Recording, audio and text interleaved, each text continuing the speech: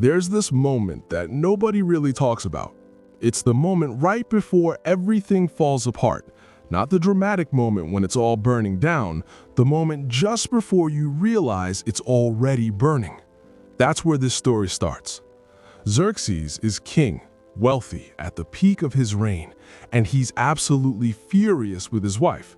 Not angry like you're angry when someone disappoints you, furious like someone who feels betrayed at the deepest level. And the thing is, he has no one to blame but himself, which makes it worse. 3 years earlier, Henry had done something almost unthinkable. He'd broken with Rome. The Pope himself had condemned him. Kings didn't do that.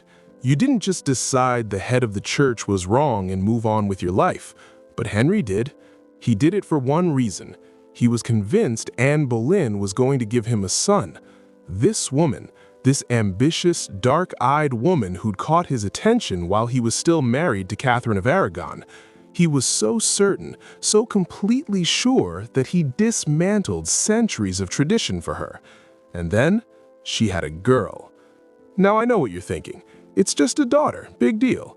But for Henry, it wasn't just a daughter. It was a promise broken. It was a sign that maybe he'd been wrong about everything. And if there's one thing Henry couldn't tolerate, it was being wrong. More than that, he couldn't tolerate the reminder of it sitting across from him at dinner every single day. So here's where the psychology of this gets interesting. Henry starts looking around, and he notices Jane Seymour, a lady-in-waiting, quiet, pale, delicate in a way Anne never was. Everything Anne isn't. And Jane, whether she meant to or not, starts playing the game. She doesn't throw herself at the king, she does the opposite. She's distant. She acts almost indifferent, which of course makes Henry want her more. Anne watches this happening, and she knows what it means. She's smart enough to understand that she's being replaced. But here's the cruel part of her situation. She can't just accept it. If she steps aside quietly, she loses everything. She loses her position, her power, potentially her life. Because what happens to a queen that the king no longer wants? History isn't kind to women in that position. So Anne does what people do when they're backed into a corner and panicking. She lashes out. She fights. She makes herself smaller and then larger and then smaller again, depending on what she thinks will work. Some days she's trying desperately to give Henry what he wants. Other days she's confronting him about Jane. And the more unstable she becomes, the more convinced Henry becomes that he's made a terrible mistake. This is the psychology that's really at work here. Henry doesn't wake up one morning and decide he wants Anne dead. That's not how these things happen. What happens is slower and more insidious. What happens is that people around him start planting ideas. Men like Thomas Cromwell, who are clever, who see an opportunity, who understand that a king who's frustrated is a king who can be influenced. And they start suggesting things, not directly, never directly, but the suggestions are there, hanging in the air like poison gas. What if Anne's ambitions go beyond just being queen? What if she's actually dangerous? What if she's been unfaithful? What if she's not just failed Henry, but betrayed him? Now, this is the moment where history gets really interesting, because the next thing that happens is almost unbelievable. Thomas Cromwell, Henry's chief minister, launches an investigation into Anne's conduct, and what they come up with is staggering.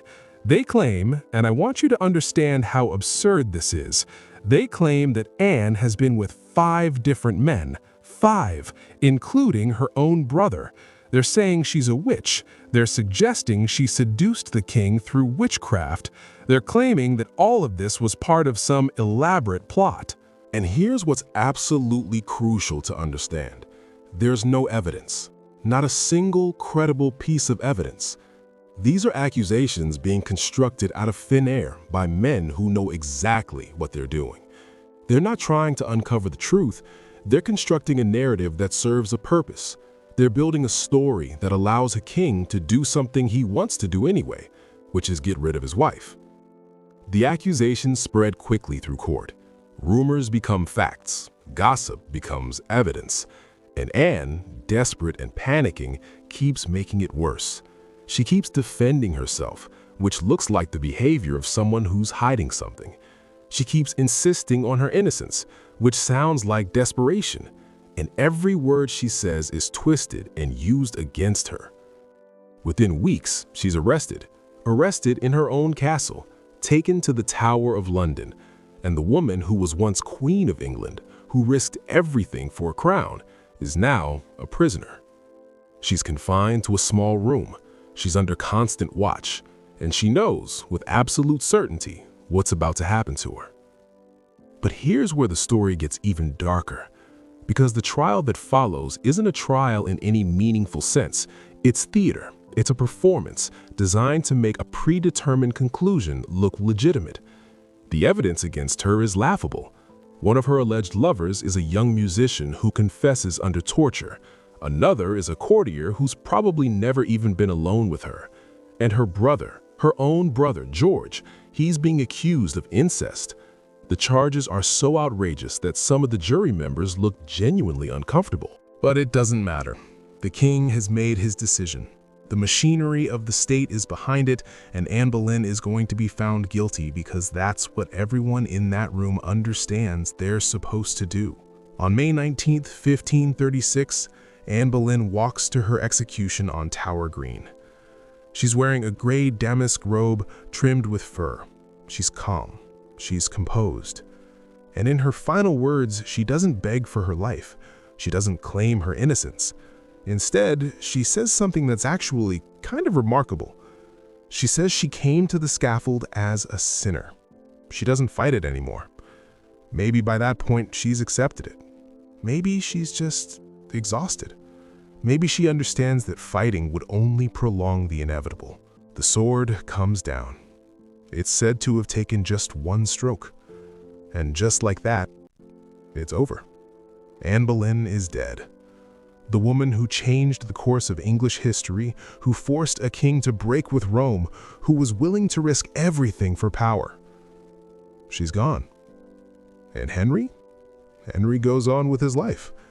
Within a couple weeks, he's married Jane Seymour. Within a year, Jane is dead after giving birth to a son. And Henry just moves on to his next wife. But here's the thing that makes this story matter beyond just the dramatic elements. Because what happened to Anne wasn't unique. It wasn't some isolated incident of cruelty. It was a template. It was a pattern that would repeat itself throughout history. When a king wants to get rid of a queen, accusations appear, evidence materializes, and the machinery of power grinds forward, crushing whoever's in the way. Anne was just the first of Henry's wives to actually lose her head, but she wouldn't be the last. And the question that haunted people then, the question that still haunts us now, is the same one. How do you resist when the entire structure of power is arrayed against you? How do you defend yourself when the truth doesn't matter, when the person holding power has already decided what he believes? That's the question that Part 2 is going to explore, because the story doesn't end with Anne's death. It gets more complicated. The people around Henry start to realize what they've done. Evidence starts to emerge that maybe, just maybe, those accusations were fabricated. People begin to feel guilty, and Henry, in his own twisted way, starts to wonder if he made a mistake. So Anne is dead. She's been executed on charges that everyone, and I mean everyone, knew were completely fabricated. She's gone. And for a moment, there's this strange quiet in the court. It's like when you flip a switch and the noise stops, but you can still feel it reverberating in the air. Henry married Jane Seymour almost immediately, within 3 weeks, and Jane does the one thing Anne never managed to do.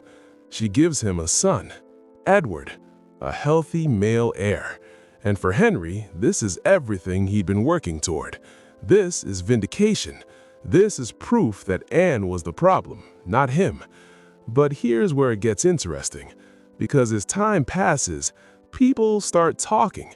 Quietly at first, just whispers, but the whispers get louder, and they're all saying the same thing. What if we were wrong? People who were in the court during Anne's trial, people who testified against her, people who cheered when she was executed, they start having doubts, real doubts, because some of them had actually known Anne, and they knew she wasn't capable of what she was accused of. They knew the musicians and the courtiers who'd been accused of adultery with her, and they knew those men weren't lying when they denied it. They'd been tortured, they'd confessed, but that doesn't make something true. One of the most striking pieces of evidence comes much later. A confession surfaces from a man named Henry Norris. He's one of Anne's alleged lovers, and in his final words, because yes, he was executed for these charges too, he actually recants. He says he was tortured. He says he confessed to something that never happened. He says the whole thing was orchestrated. But by then, he's already dead, as is Anne, as are the other men who were executed alongside her. Now, here's what's fascinating from a historical perspective, because this is where we see something really important about power and how it works. Henry doesn't suddenly become consumed with guilt. He doesn't declare Anne's innocence publicly. He doesn't issue a grand apology. That's not how kings work. That would be admitting he was wrong, and Henry, more than anything else, could not admit that he'd ordered the execution of an innocent woman, that he'd torn apart his kingdom for a woman he'd later executed on false charges. But he does do something.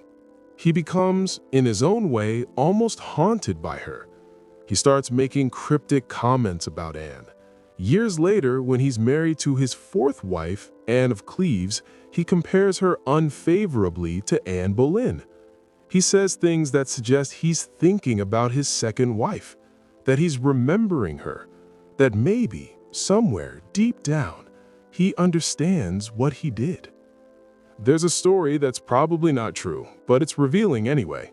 It says that Henry was playing cards one day, years after Anne's execution, and someone turned to him and said, "What if the lady was innocent?" And Henry didn't answer, but his face changed. And that silence said everything. And then there's the legacy. Because Anne's daughter, Elizabeth, the one Henry had deemed a failure because she wasn't a son, she grows up. And she becomes, quite possibly, the greatest monarch England ever had. She becomes Elizabeth I, the Virgin Queen, the woman who ruled for 45 years and transformed England into a major European power. She's clever, she's politically brilliant, she's everything Henry wanted in a ruler. She just happens to have a uterus, which is the detail that made Henry dismiss her as worthless. There's a poetic irony in that, because all the sons Henry had, all the male heirs he killed and married and schemed for, none of them shaped England the way Elizabeth did. The daughter he considered a disappointment ended up being far more significant than any of the sons he fathered. And I think that's actually the real story here. Not just the tragedy of Anne Boleyn, though that's certainly part of it, but the idea that when you're driven by desperation and fear, when you're willing to destroy the truth for power, you don't actually gain anything. You create a wound that never really heals. You live with the knowledge of what you've done. And sometimes, ironically, the very thing you reject ends up being the thing that saves you. Henry spent the second half of his life wondering about Anne. He had 5 more wives after her. He executed 2 of them. He abandoned 1. He had another one of them declared invalid. By the time he died, he'd burned through 6 queens, and he'd accomplished his goal. He'd had his sons, he'd secured his dynasty, he'd done everything he wanted to do. But he'd done it at such a cost that by the end, he was a bloated, paranoid man consumed with regret and surrounded by people who were terrified of him. The court had changed too. After Anne, people understood something fundamental about power. They understood that loyalty doesn't protect you, that being the king's favorite can destroy you, that the truth doesn't matter when you're up against someone who controls the machinery of the state. It's a lesson that echoes through history. It shows up in authoritarian regimes. It shows up in corrupted institutions. It shows up whenever someone at the top is more interested in maintaining power than in maintaining truth. But here's what I find most interesting about this whole thing. Because Anne Boleyn is remembered. She's famous. She's been the subject of plays and novels and films. Millions of people know her story, and every single one of those people knows that she was innocent. We all know now that those charges were fabricated. We all understand that she was a victim of a system that crushed her for no reason except that it could. Henry, on the other hand, is also famous. But he's famous because he was a tyrant, because he was a man willing to do anything, absolutely anything, to get what he wanted. And that's his legacy. That's what his name means. Not greatness, not achievement, but paranoia and cruelty, and a kind of casual destruction of human lives that's hard to even comprehend. In the end, Anne Boleyn won. Not because she survived, she didn't, but because she's remembered as a victim of injustice, and Henry is remembered as the man who victimized her. And that, it turns out, is the only immortality that matters. Not power in the moment, but the story that comes after. And the story of Anne Boleyn is one where everyone understands who was right and who was wrong, where the truth survived even the greatest machinery of power working against it. The lesson in that is worth paying attention to, because it suggests that maybe, just maybe, truth has a longer shelf life than power. The kingdoms fall, but stories endure, and that the woman who walked to the scaffold saying she came as a sinner actually walked away as something much more important. She walked away as proof that power, no matter how absolute it seems in the moment, is not actually the final word. History is. And that changes everything.